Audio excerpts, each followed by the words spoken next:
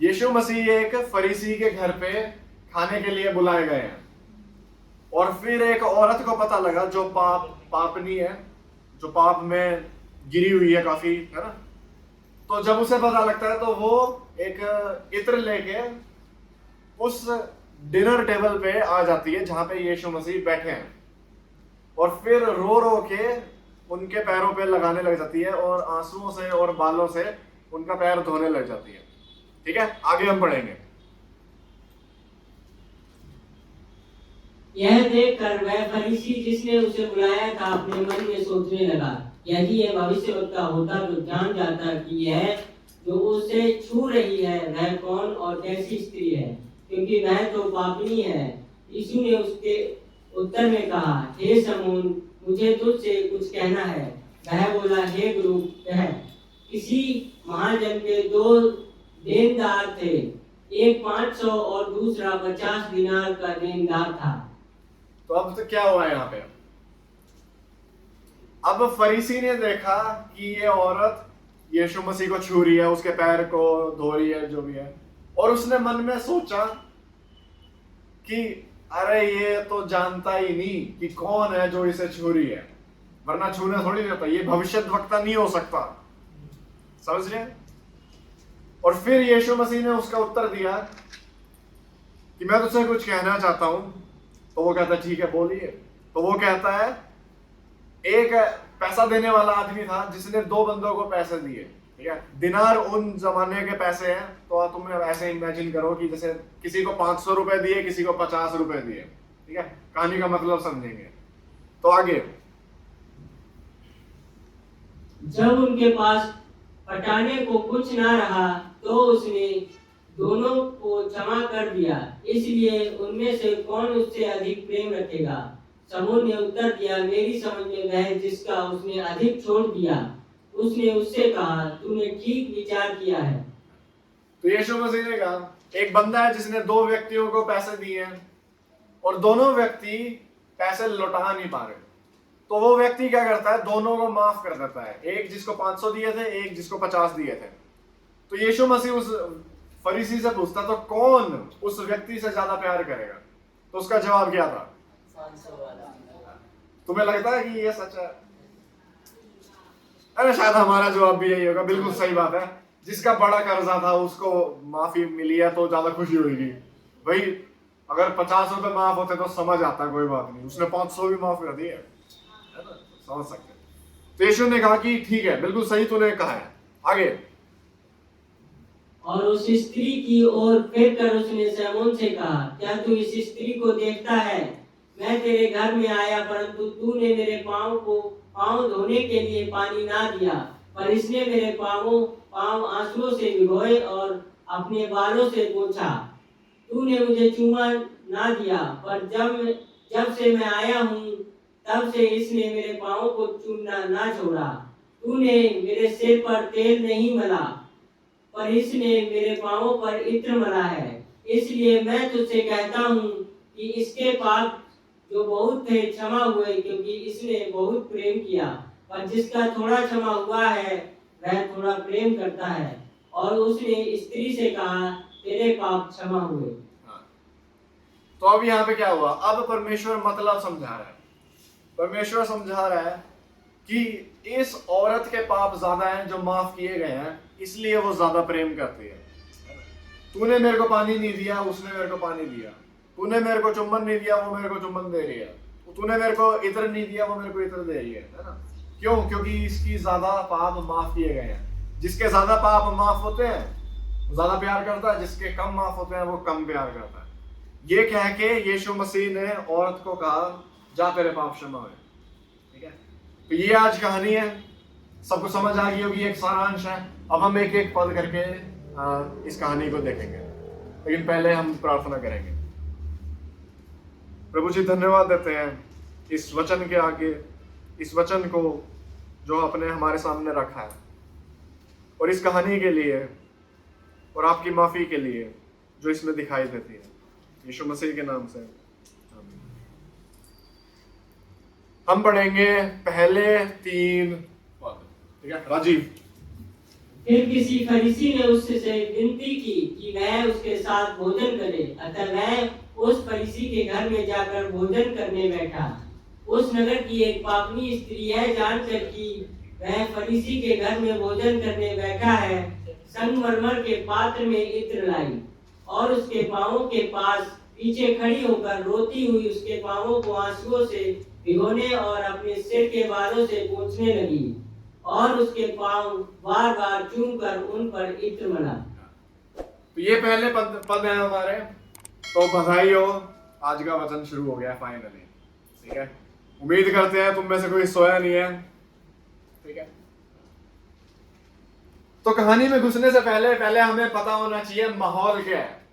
ठीक है, अवसर किस बात का है? अवसर ये है कि एक फरीसी ने यीशु मसीह को अपने घर पे बुलाया। किस चीज के लिए? खाना खिलाने के लिए, भोजन खिलाने के लिए। बिल्कुल सही बात है।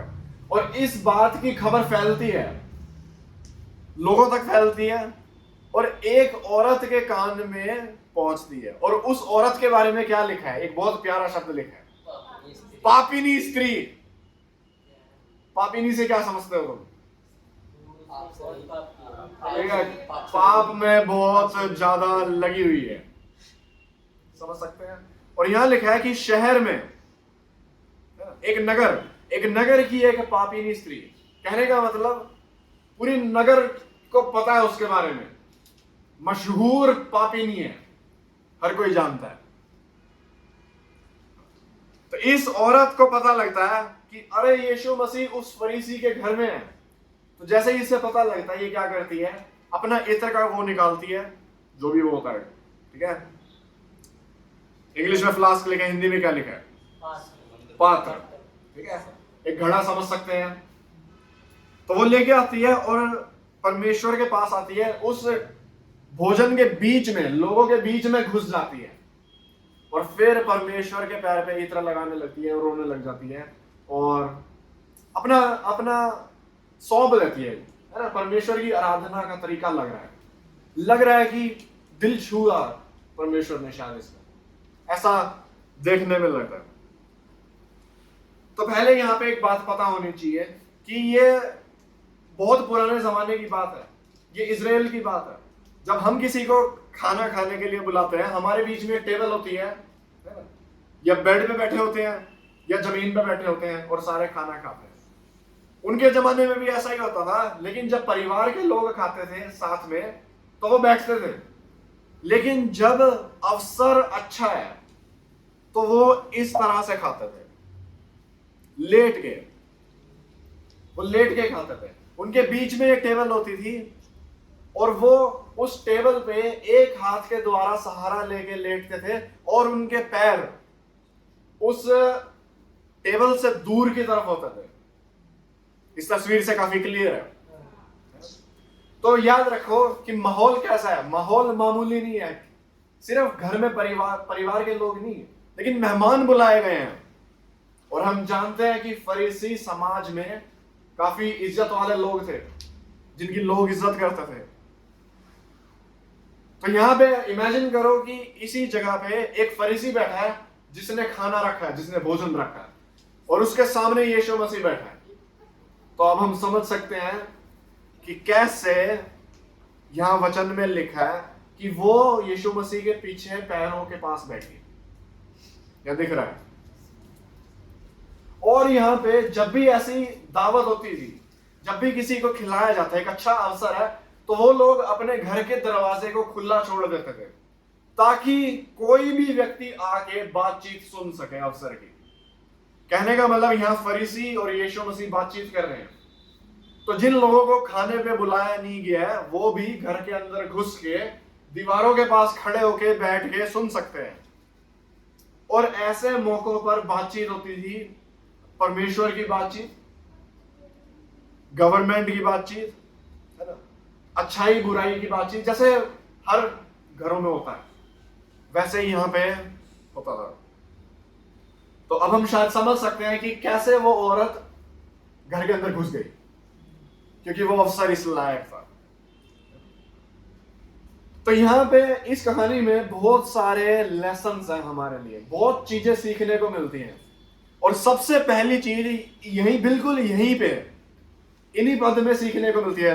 याद रखो, लेसन नंबर 1, पहली सीख जो इस कहानी से मिलती है कि वह स्त्री फरीसी के घर गई।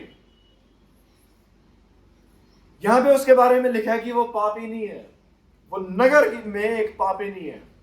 कहने का मतलब पूरा नगर जानता है उसके पाप को। हमें नहीं पता कि उसका पाप क्या है, यहां पे बताया नहीं, लेकिन हो सकता है कि वो व्यभिचार में फंसी हो, ऐसा हो सकता है, गारंटी नहीं है क्योंकि वचन में लिखा नहीं है। लेकिन इतना जरूर है कि वो पाप में डूबी हुई है और उसकी इज्जत समाज में नहीं हो सकती, क्योंकि हर व्यक्ति उसको जानता है कि वो पापी नहीं है।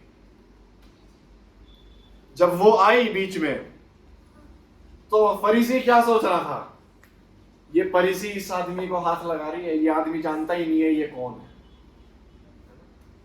तो समझ सकते हैं।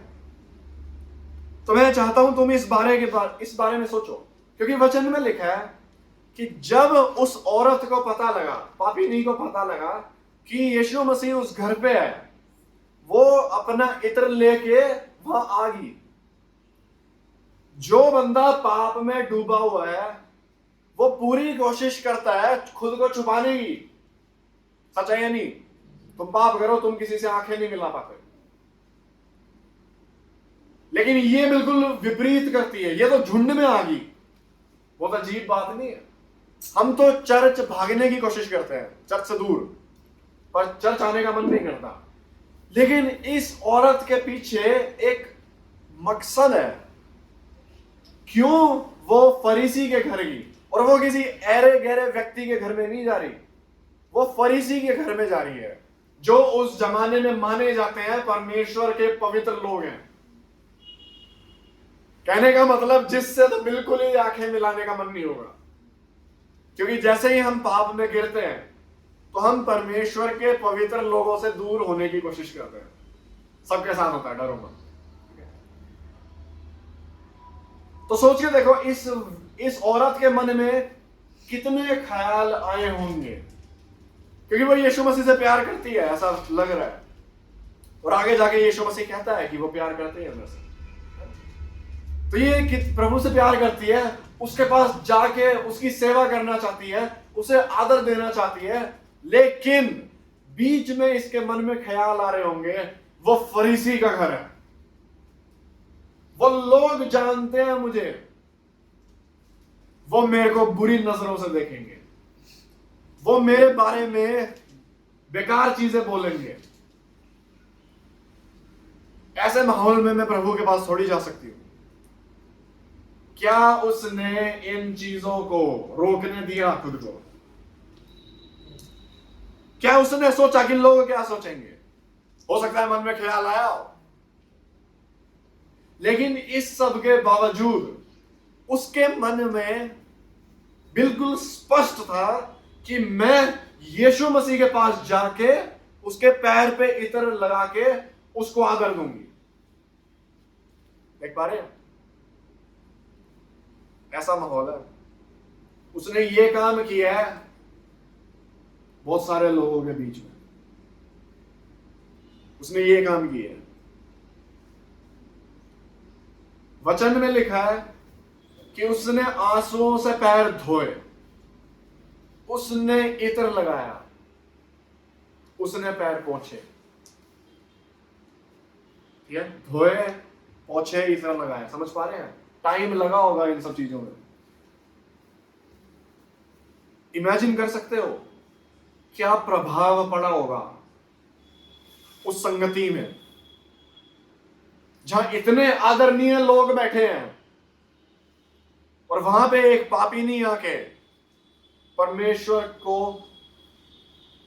आदर दे रही है, प्यार दे रही है अपना, और काफी अच्छे तरीके से, पता नहीं क्या शब्द लाऊं, समझ पा रहे हैं? तो हम याद रखें, उस औरत ने ये नहीं सोचा कि लोग क्या सोचेंगे। और भाई बहन, लोग हमेशा सोचेंगे कुछ ना कुछ।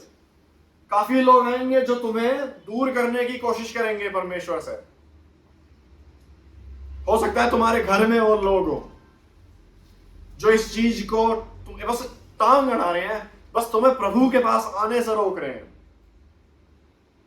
लेकिन इस औरत ने एक स्पष्ट निर्णय लिया कि मैं उस घर में जाऊंगी सिर्फ एक कारण से, कि मुझे मेरे प्रभु से मिलना है।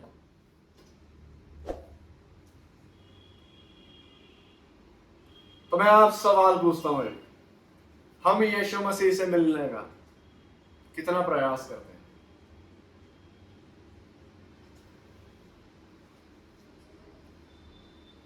हमारे लिए उसके पास जाना बहुत आसान है, हम वो भी नहीं जाते। इस औरत के लिए इतना मुश्किल था, है ना? और जैसे ही वो घुसी होगी उन दरवाजों से, हर व्यक्ति जिसकी आंखें उस औरत के ऊपर पड़ी होंगी, हर व्यक्ति ने सोचा होगा ये क्यों आ गया। फरीसी के घर में इतने अच्छे शिक्षक यीशु अगर मसीही नहीं बना अभी तक लोगों का, लेकिन अच्छा अध्यापक है, इतने आदरणीय लोगों के बीच में ये क्यों आ गई? इससे दूर होके बैठूंगा। समझ सकते हैं? अरे ये तो पीछे नहीं बैठ रही, ये तो आगे जा रही है। ये तो बिल्कुल टेबल पे जा रही है। अरे ये तो उस औरत, ये तो आदमी पे हाथ रख रही है, ये तो उसके पैर को धो रही है। और एकदम से पूरा माहौल उस औरत के ऊपर चला गया होगा, और उसे पता था ये होगा, उसका मकसद स्पष्ट था। लेकिन वो गई मन में क्या है? सिर्फ ये कि मैं प्रभु के पास जाऊंगी। मैं ये नहीं चाहता कि इस वचन से तुम निराश हो जाओ कि अरे यार मैं इस औरत जैसा नहीं हूं, मैं प्रभु को इतना आदर नहीं दे पाता, मैं इतनी कोशिश नहीं करता प्रभु के पास आने की। नहीं, यहां पे निराशा नहीं, यहां पे खुश होना है कि अरे मैं भी इस औरत की तरह बनूंगा, जैसे ये कर रही है मैं भी इसके उदाहरण को फॉलो करूंगा। ये खुशी का वचन है, और तुम्हें आगे पता लगेगा कि क्यों वो ये कर पा रही है। क्योंकि हम में से काफी सोचेंगे मैं प्रभु को थैंक यू बोल सकता हूं, मैं प्रभु की तारीफ कर सकता हूं, लेकिन पैर धोना, इतने हद तक आदर देना, ये शायद मैं कभी नहीं कर सकता। आगे जाके पता लगेगा कि ये औरत कैसे कर पा रही थी, और तुम जानोगे कि हर व्यक्ति ये कर सकता है। हम आगे चलेंगे। तो वो गई यीशु मसीह के पास, उसके पैर धोए, चुम्बन दिया, इत्र लगाया और अपने बालों से पोंछा। और फिर यहां लिखा है कि शमौन मन में सोचने लगा कि यीशु मसीह को देखे ये तो भविष्यद्वक्ता हो ही नहीं सकता, क्योंकि अगर इसे पता होता कि ये कौन व्यक्ति है, कैसी पापिनी है, ये हाथ थोड़ी लगाने देता खुद को। ये सुन के यीशु मसीह ने कहा कि मैं तुझे कुछ कहना चाहता हूं, शमौन, फरीसी का नाम था। तो उसने कहा ठीक है बोलिए। तो यहां पे हमें पता लगता है कि फरीसी ने क्यों यीशु मसीह को अपने घर पे बुलाया था। वो देखना चाहता था इस बंदे, ये क्या बंदा है, क्या जो बातें इस बंदे के बारे में फैल रही है वो सही है या नहीं, क्या ये सही में भविष्यद्वक्ता है या नहीं, क्या ये सही में परमेश्वर का राज्य का प्रचार कर रहा है या नहीं। तो वो देखना चाहता है, लेकिन लग नहीं रहा कि उसका लड़ाई का मन है, क्योंकि अभी तक वो आदर दे रहा है यीशु मसीह को, है ना। वो क्या कह रहा है? वो यीशु मसीह को कह रहा है, वह बोला हे गुरु। हाँ हे गुरु, है ना, हे गुरु। तो शब्दों में भी इज्जत है, और खाना भी खिला रहा है, घर में भी बुला रहा है, तो इज्जत का माहौल लग रहा है ना? तो वो शायद इतनी जल्दी यीशु मसीह को काटना नहीं चाहता, वो देखना चाहता है कि ये व्यक्ति कैसा है। लेकिन जैसे ही वो इस पापीनी औरत को देखता है, उसके मन में वो फरीसी वाला घमंड आना शुरू हो जाता है। वो सोच रहा मैं ना छूने देता अपने आप को। कोई भी पवित्र व्यक्ति एक पापिनी को अपने नजदीक नहीं आने देगा जितना ये बंदा आने दे रहा है। ये भविष्यद्वक्ता थोड़ी हो सकता है।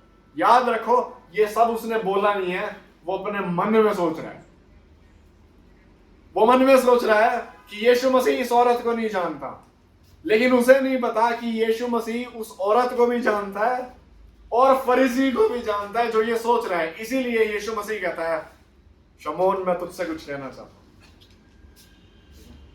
सोचिए, देखो माहौल देखो, एक औरत आई, परमेश्वर भोजन में है, बातचीत में है, उसका पैर धोने लग जाती है, सारे माहौल उस पर जाता है।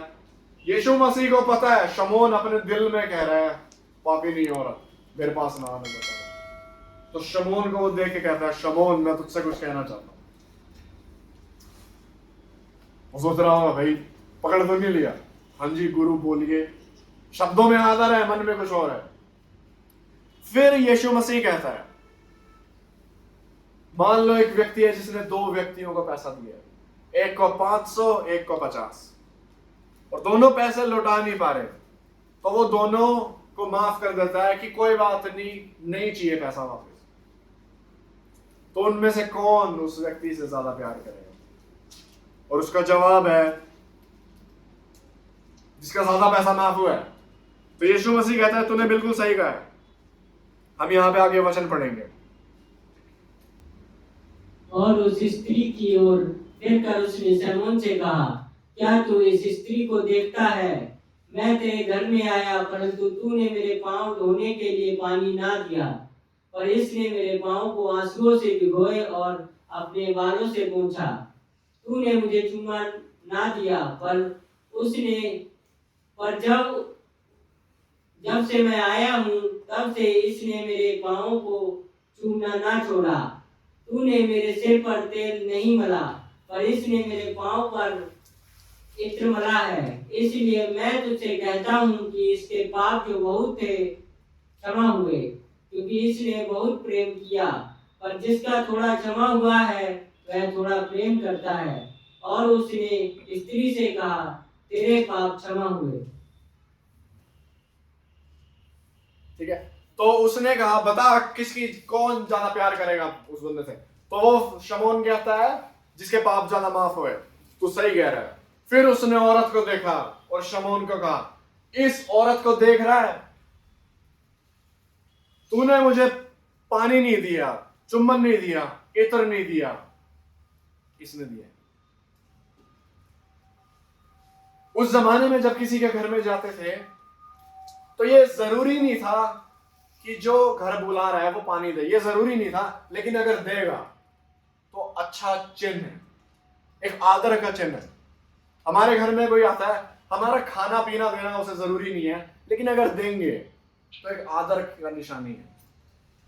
तो याद रखो, पानी देना और इत्र देना ये जरूरी नहीं था उसको देना, शमौन को, लेकिन अगर देता तो अच्छा था।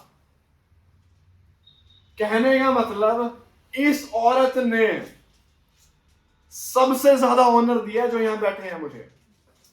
इसने 1 कदम, 2 कदम, 3 कदम आगे जाके मेरे को आदर दिए।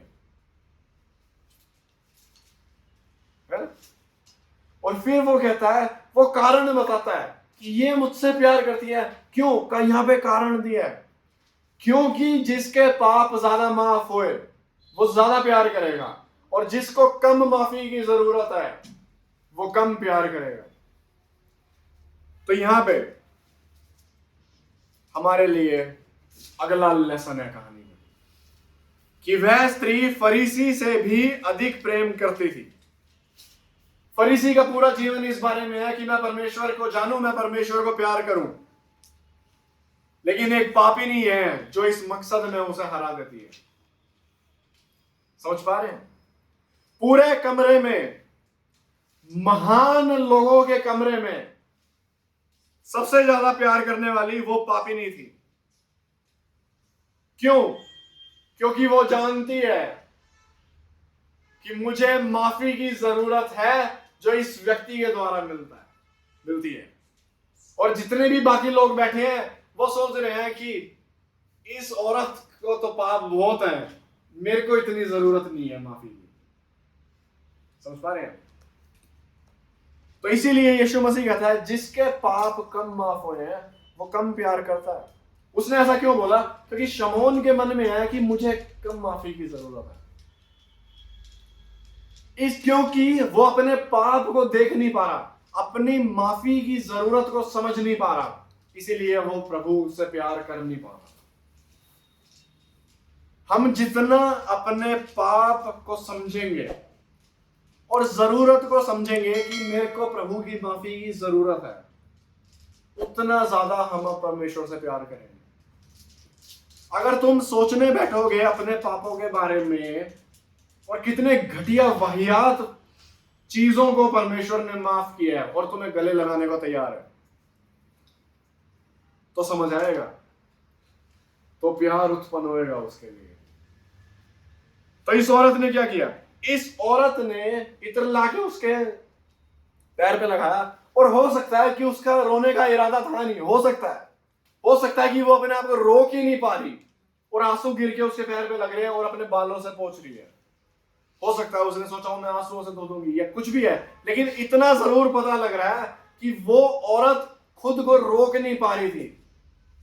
वो इत्र उठा के घर में घुस गई बिना किसी को देखे और बस परमेश्वर के पैरों में खुद को फेंक दिया और आदर देने के लिए तैयार है। समझ पा रहे हैं? और उसका प्यार इस वजह से है, उसके आंसू इस वजह से है क्योंकि वो जानती है कि ये इस व्यक्ति ने मेरे को माफ किया है। क्योंकि याद रखो, वो परमेश्वर के बारे में सुन चुकी थी पहले, क्योंकि जैसे ही उसे पता लगता है यीशु मसीह वहां है और वो इतने प्यार से भरी हुई है, वो आंसुओं से भरी हुई है ना, इतर लाके आदर दे रही है, ये आराधना है उसकी। तो इससे हम समझ सकते हैं कि ये औरत यीशु मसीह के संदेश को पहले सुन चुकी थी, लेकिन अभी मिलने का मौका नहीं मिला था कभी। तो जैसे ही उसे पता लगा वो यहां पे है, वो बस आ गई और अपने आंसुओं को रोक नहीं पाई। और सुनो, पूरी टेबल पे इस औरत के कार्य क्या दर्शाते हैं कि ये प्रभु के आगे नम्र है, ये मानती है कि ये पापी है, ये मानती है इसके पाप बहुत है। जब तक हम मानेंगे नहीं कि हमारे पाप बहुत है, तब तक हमें माफी चाहिए नहीं। इसीलिए हम माने कि हमें माफी की जरूरत है, हम बहुत बड़े पापी हैं। अपने आप को फरीसी की तरह मत सोचो जो प्रभु के साथ बहुत सालों से चल रहा है, तो आज मेरे पाप ज्यादा नहीं है, आज मेरे को कम माफी की जरूरत है। ऐसे ना सोचो, हम आज भी इस पापीनी की तरह हैं जिसको माफी की बहुत ज्यादा जरूरत है, क्योंकि पाप बहुत ज्यादा है, हम सबके पाप बहुत ज्यादा है। तो अगर तुम परमेश्वर से और ज्यादा प्यार करना चाहते हो और उन लोगों को देख के सोचते हो, अपने पास्टर लोगों को, इंटरनेट पे लोगों को देख के सोचते हो, यार ये इतना प्रभु से प्यार कैसे कर पाते हैं, मैं तो नहीं कर पा रहा। तो रीजन ये है कि वो लोग जानते हैं कि वो पापी है, वो घटिया पापी है, वो बड़े पापी है, वो नगर के पापी है, और बस वो यीशु मसीह पे आके विश्वास करते हैं, प्रभु मुझे जरूरत है। जितना हम अपने पाप को समझेंगे उतना उससे प्यार करेंगे। इसीलिए हर मुमकिन कोशिश करो अपने पाप को पहचानने की, इस बात को समझने की कि मुझे माफी की जरूरत है। कभी प्रार्थना में मांगा है कि मुझे तेरी माफी कीमती महसूस हो? कभी मांगा है इस चीज को? हम रोज सुनते हैं यीशु मसीह माफ करता है, माफी की कीमत हमारे अंदर है नहीं। कभी प्रार्थना में मांगा है कि तेरी माफी को मैं कीमती समझूं? तो मांगो, प्रभु तुम्हें कीमती समझाएगा कि मेरी माफी कितनी कीमती है, और फिर तुम्हारा प्यार उसके लिए बढ़ेगा।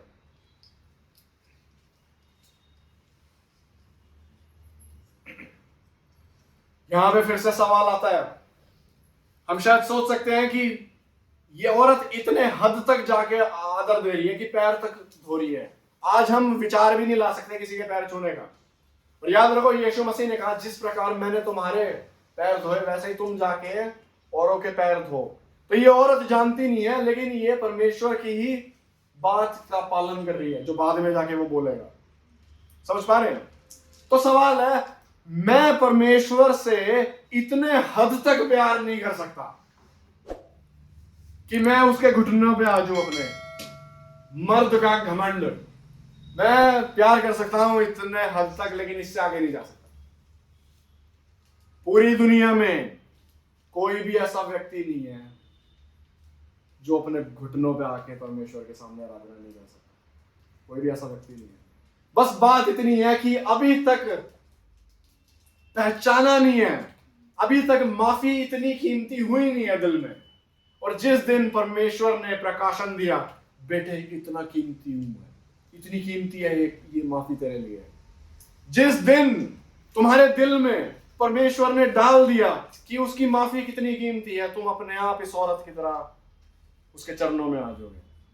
तो इसीलिए प्रार्थना की जाए, प्रभु मेरे दिल में इस चीज को डाल कि तू कितना महान है, कि तेरी माफी कितनी महान है। जब ये चीज आएगी, तुम अपने आप परमेश्वर से और ज्यादा प्यार करोगे। समझ पा रहे हैं? हर व्यक्ति ऐसा कर सकता है। एक अच्छे पास्टर ने इस पैसेज को पढ़ के बोला था, हैरान इसलिए मत हो कि एक औरत परमेश्वर के पैर धो रही है, एक व्यक्ति परमेश्वर के पैर धो रहा है, इसलिए हैरान मत हो। हैरान इसलिए हो कि बाकी सारे पैर नहीं धो रहे। परमेश्वर लायक है इस आदर के, इस प्यार के, लेकिन कभी उसे मिलता ही नहीं है प्यार। इस औरत के द्वारा मिला। हम भी इस औरत की तरह बनेंगे।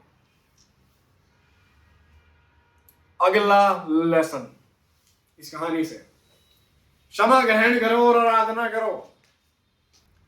ये नगर की पापी नहीं है जिसके पाप बहुत मशहूर हैं और लग रहा है कि बहुत बड़े पाप होंगे। हो सकता है व्यभिचार हो।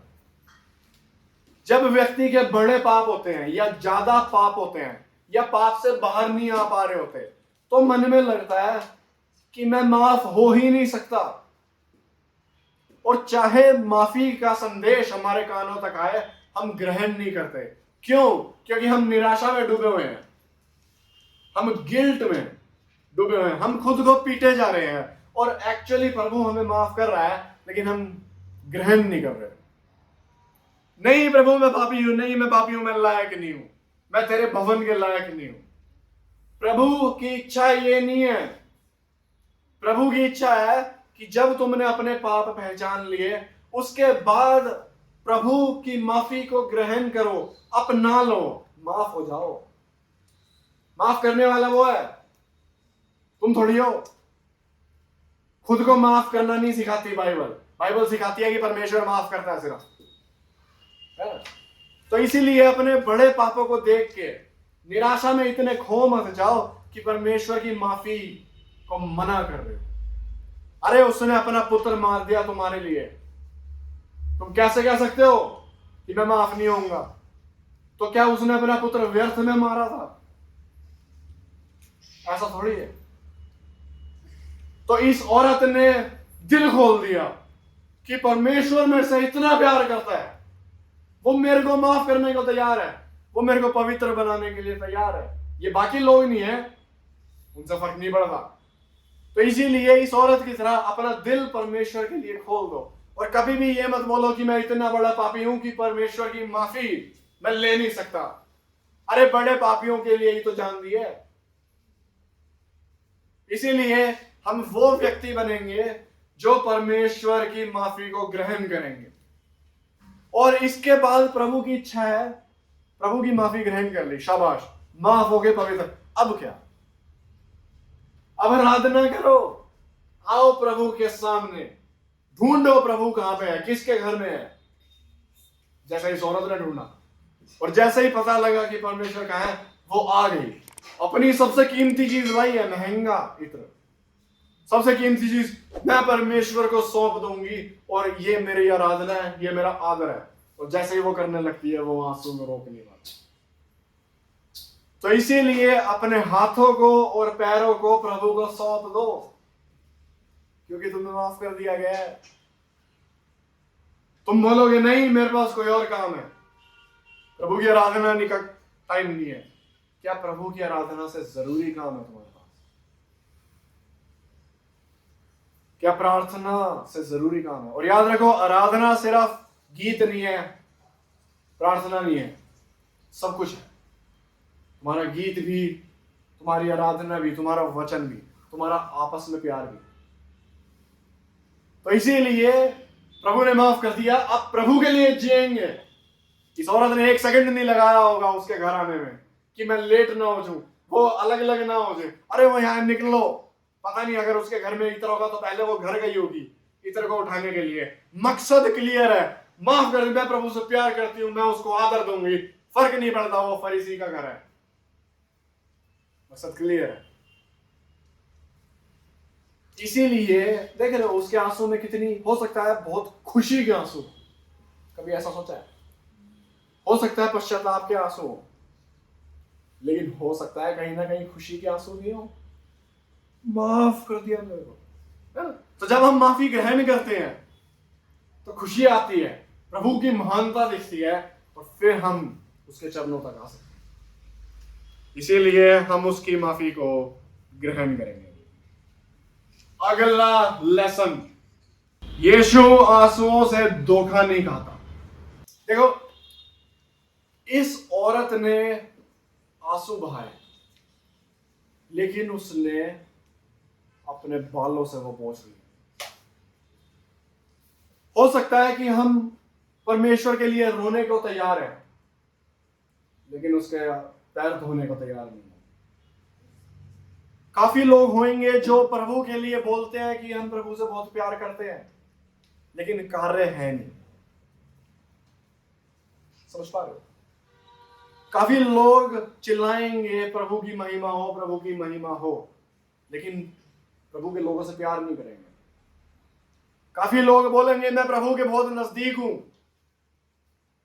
लेकिन प्रभु के भाइयों, अपने भाइयों के लिए कुछ नहीं करेंगे। तो प्रभु इन सब चीजों से बेवकूफ नहीं बनता कि आंसू बहा दिए तो मैं पिघल गया। तुम्हारे आंसुओं का कोई मतलब नहीं है अगर वो सच्चे नहीं है। और याद रखो यहां क्या हुआ है, शमौन दिमाग में सोच रहा था, इस बंदे को पता नहीं, उसे पता है कि शमौन क्या सोच रहा है और ये औरत कौन है, उसे पता है ये औरत कौन है। इस औरत ने एक शब्द नहीं बोला यीशु मसीह के सामने, कोई शब्द नहीं बोला गया उसके द्वारा इस पैसेज में, इस कहानी में। यीशु मसीह उसका दिल जानता, और औरत को बोलने की जरूरत नहीं है, यीशु मसीह खुद सब लोगों के आगे उसके लिए गवाही दे रहे, ये मुझसे प्यार करता। बोलने की जरूरत नहीं है उस औरत को, परमेश्वर उसका दिल जानता है। तो उसी प्रकार हमारे आंसुओं पे निर्भर मत हो, परमेश्वर तुम्हारा दिल जानता है। और अगर परमेश्वर के सामने तुम रो रहे हो, लेकिन अगर दिल में वो सब नहीं है या दिखावे के लिए किया जा रहा है, तो परमेश्वर को पता है। ये ना सोचना तुम लोगों को बेवकूफ बना सकते हो शमौन की तरह, एक बाकी लोगों की तरह, लेकिन परमेश्वर को बेवकूफ नहीं बना सकते। परमेश्वर वो है जो दिल तक जाके देखता है। तो इसीलिए मैं अपने आप को परख लूं, क्योंकि जितनी बार मैं लोगों को कहता हूं मैं तुम्हारे लिए प्रार्थना करूंगा, पता नहीं मैं दिल में है या नहीं, या बस मैं खुश करने के लिए बोल रहा हूं। परमेश्वर इन सब चीजों से बेवकूफ नहीं बनता। अगर तुम बोल रहे हो कि मैं तुम्हारे लिए प्रार्थना करूंगा, तो वो प्रेम से होना चाहिए, वो मकसद के साथ होना चाहिए कि मैं करूंगा। मैं घर जाके अलग से समय निकालूंगा उस व्यक्ति के परेशानी के लिए। ऐसे नहीं कि हाँ बहुत दुख है, मैं प्रार्थना करेंगे, हम प्रार्थना करेंगे, नहीं। प्रभु को पता है, प्रभु को पता है। अगला लेसन, डरो मत, 2 ही बचे हैं ये, और इसके बाद एक और है, खत्म कर देंगे, कोई बात नहीं। अगला लेसन छोटा बड़े को सिखा सकता है। शमौन अपने घमंड में बैठा है और वो कह रहा है ये पापिनी छुरी है उसे, और फिर यीशु मसीह सब लोगों को सही कर रहा है, ताड़ रहा है, सुधार रहा है। ये कह के कि तुमने मेरे लिए कुछ नहीं किया, तूने ना पानी दिया, ये दिया, कुछ दिया, उसने मेरे लिए किया, इसलिए वो मेरे से प्यार करती है। तो यहां पे शमौन के लिए एक सीख है कि क्योंकि उसे माफी की जरूरत नहीं है, इसीलिए उसका प्यार परमेश्वर से कम है, क्योंकि खुद को पहचानता नहीं है वो तुमसे। समझ पा रहे हैं? वो प्रभु से प्यार कम करता है। इतना बाइबल पढ़ने के बाद, इतना प्रार्थना करने के बाद, इतना लोगों को सिखाने के बाद एक पापी नहीं उससे बेहतर कार्य कर दिया। और परमेश्वर कह रहा है कि इस पापी ने बेहतर किया है तुझसे, जो इतने सालों से परमेश्वर की आराधना कर रहा है। उस औरत को कैसा लगा होगा? उस औरत ने देखा मेरा परमेश्वर मेरी रक्षा कर रहा है, सिर्फ रक्षा नहीं कर रहा, मेरे को आदर दे रहा है। सिर्फ आदर नहीं दे रहा, वो मेरे नाम को ऊपर उठा रहा है इन महान लोगों के आगे।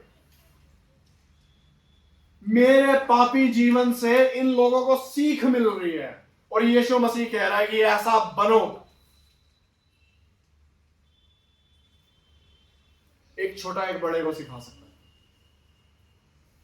गलती से भी ये ना सोचा जाए कि मैं काफी सालों से प्रभु के साथ हूं तो मैं बड़ा हूं, तो मैं अब छोटों से सीख नहीं सकता।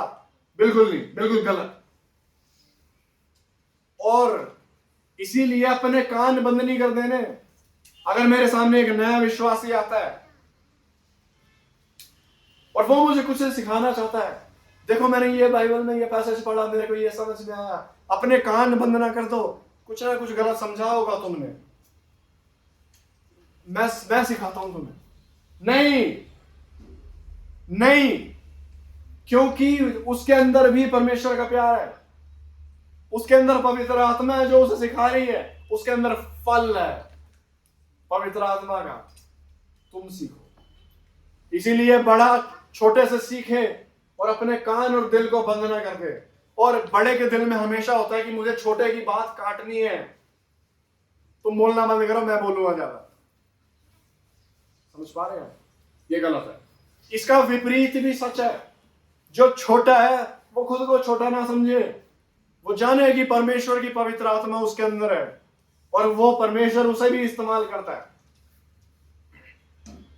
जब भी मैं किसी को प्रचार में प्रभु में लाता हूं, सबसे पहली चीज मैं उसे ये बताता हूं कि अब तुझे प्रभु इस्तेमाल करना शुरू कर देगा, क्योंकि सच है, क्योंकि सच है, वो इस्तेमाल करना शुरू कर देगा।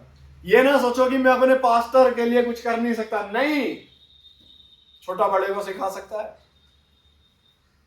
समझ पा रहे हैं?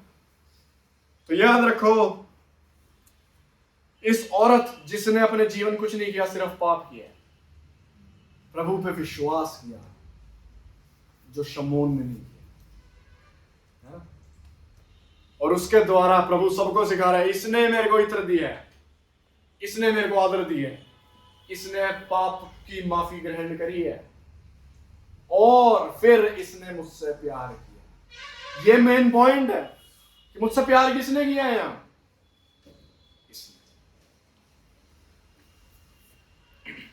और फिर ये सब होने के बाद यीशु मसीह क्या होता है, आगे पढ़ेंगे, आखिरी 2 पद। तब जो लोग उसके साथ भोजन करने बैठे थे, वे अपने मन में सोचने लगे, यह कौन है जो पापों को भी क्षमा करता है? पर उसने स्त्री से कहा, तेरे विश्वास ने तुझे बचा लिया है, कुशल से चली जा। तो अब सब लोग बातचीत कर रहे हैं, भाई ये कौन है जो लोगों के पाप माफ कर रहा है ना, बात फैल रही है। और फिर यीशु मसीह ने उसको कहा, औरत को, तेरे विश्वास ने तुझे बचा लिया, कुशल से चलिए। आखिरी लेसन इस कहानी से, आप जो कुछ भी देंगे यीशु मसीह को, यीशु मसीह स्वीकार करेगा। जो भी तुम परमेश्वर के आगे सौंपोगे, वो खुशी के दिल से, अच्छे दिल से, नम्र दिल से ले ले। ये औरत बहुत महंगी चीज लाई थी आदर देने के लिए, परमेश्वर ने खुशी से ले लिया। अगर ये बेकार इत्र लाई होती, परमेश्वर वो भी ग्रहण कर लेता। समझ पा रहे हैं? और सोचो क्या हुआ, परमेश्वर ने सब लोगों के आगे इसका नाम उठाया, इसकी रक्षा करी है, इसलिए इस औरत को एक अलग सिक्योरिटी मिली है, एक कंफर्मेशन मिली है, हिम्मत मिली है कि मैं सही हूं, मैं सही में माफ कर दी गई हूं। यहां परमेश्वर ने बोल दिया उसे फिर से कि तेरे पाप माफ हो, जा खुशी से जा, तेरे विश्वास ने काम कर लिया, तेरे को बचा लिया, है ना? तो उसको फिर से सुनने को मिला जो वो विश्वास करती आ रही थी कि प्रभु ने मेरे को माफ किया। यीशु मसीह ने इस औरत को अपने पैर छूने दिए, शमौन ना छूने देता। तुम कितने ही गंदे हाथों से प्रभु के पास आओगे, तुम माफ कर दिए गए हो, वो माफ कर देगा, वो धो देगा, वो ग्रहण करेगा जो भी तुम उसे दोगे। इसीलिए आओ, बस आओ, ज्यादा दिमाग लगाने की जरूरत नहीं है, बस आओ, जो तुम परमेश्वर के लिए कर सकते हो करो।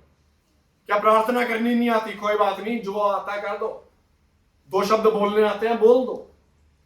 क्या वचन पढ़ना नहीं आता? कोई बात नहीं, बस आओ, वचन पे आंखें लाओ, कोशिश करो, बस आओ, प्रभु ग्रहण करेगा। प्रभु को बोलो मुझे आराधना करनी नहीं आती, बस आओ, प्रभु ग्रहण करेगा।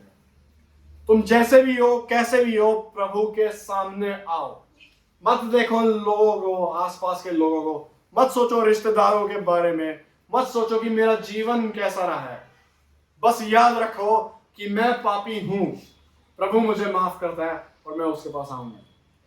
और अगर तुम ये सब चीजें कर रहे हो, अगर तुम माफी ग्रहण करके प्रभु के लिए कोशिश कर रहे हो, उसका पीछा करके उसके लिए कुछ करेंगे, प्रभु तुमसे बहुत खुश है, वो बहुत खुश है।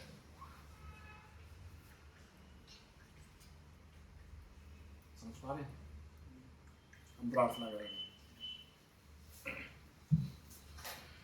प्रभु जी, प्रार्थना करते हैं और धन्यवाद देते हैं कि आपने इतने सालों पहले इस औरत को देखा, इसकी दशा को देखा और इसको माफ किया प्रभु।